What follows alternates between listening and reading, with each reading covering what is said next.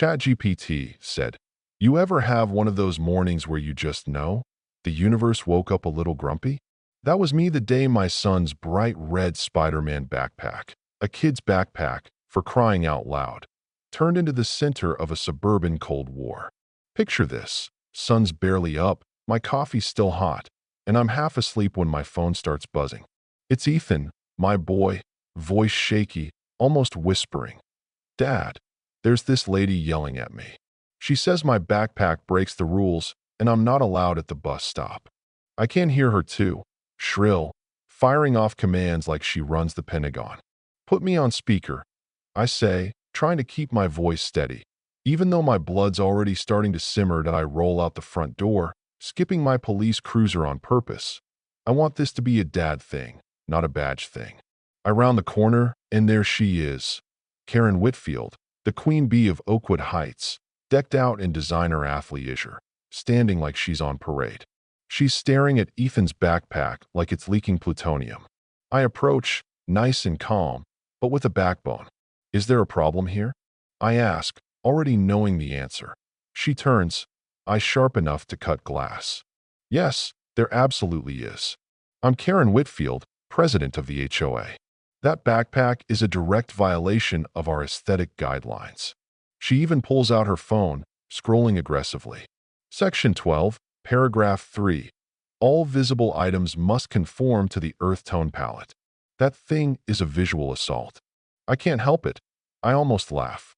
"You're telling me a little kid's school bag is threatening property values?"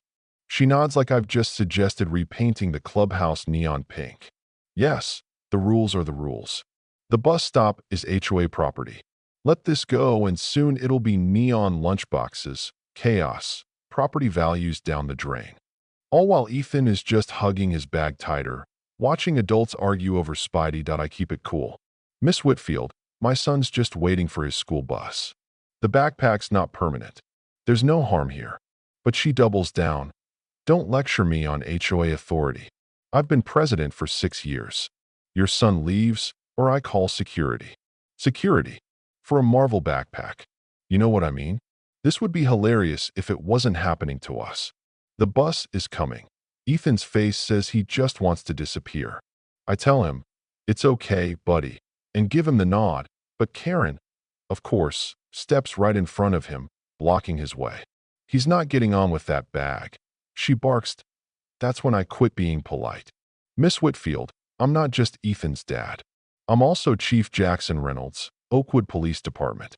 Right now, you are interfering with a minor's access to public education on public property. That's obstruction." She freezes for a second. Surprise, fear, you name it, flickers across her face. But then her pride comes rushing back. "Being police chief doesn't mean you don't follow HOA rules." She sniffs, but her voice is wobbling. The bus stops, hissing brakes, and Ethan starts to climb on, only for Karen to physically block him again. That's when she grabs my arm, her acrylic nails digging in. "We're not done here." She hisses, claws and all. I pry her hand off, careful but firm. "Don't touch me again," I tell her, keeping my voice low so Ethan won't get more scared.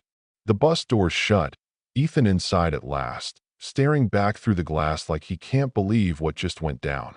Karen points a shaking finger at me, spitting mad. "You've made a serious enemy today. I'm calling an emergency HOA meeting tonight. Let's see how long you last once the fines start coming in."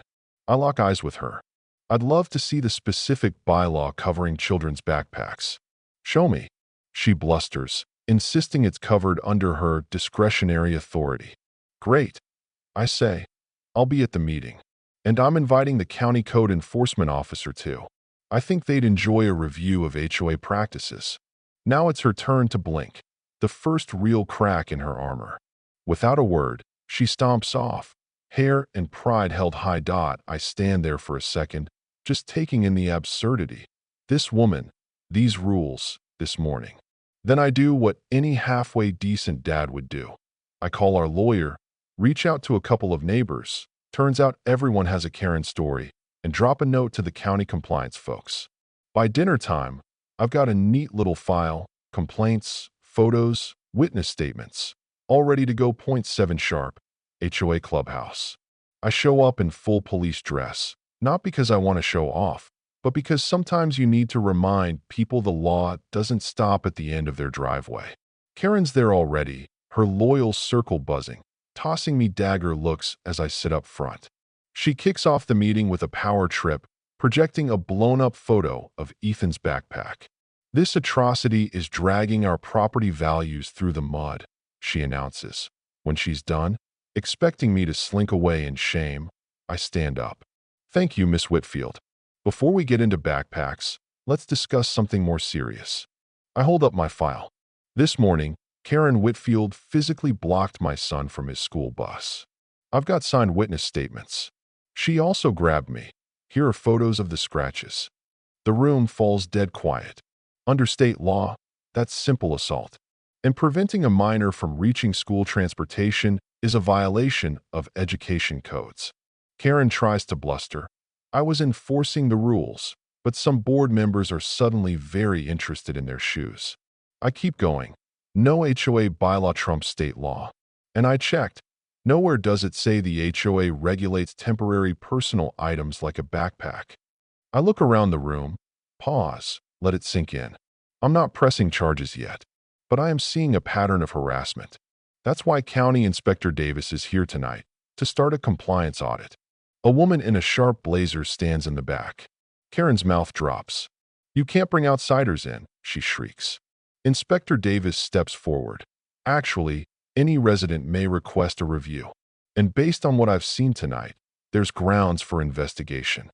Karen's composure shatters. She yells, "This is a coup.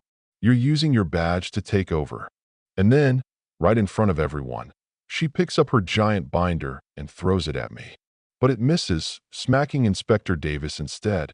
The room gasps. My cop instincts kick in. I move to Karen, calm and steady. "Ms. Whitfield, you're under arrest for assaulting a county official. Please place your hands behind your back." She goes red with fury. "You can't arrest me. I'm the HOA president," she screams as I read her rights. Board members seize the moment. They call an emergency vote.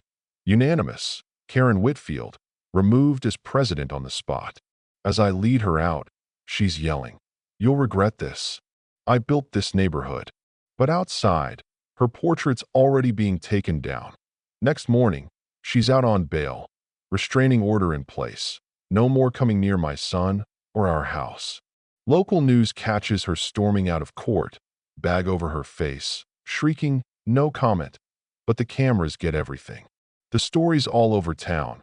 Not about property values, not about beige paint, but about the moment the president of the HOA finally snapped and the whole county watched it happen live. So what do you think?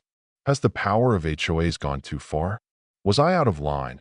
Or did justice finally catch up to the neighborhood bullies? Drop your thoughts below. Let's talk about where the line is between rules and real life.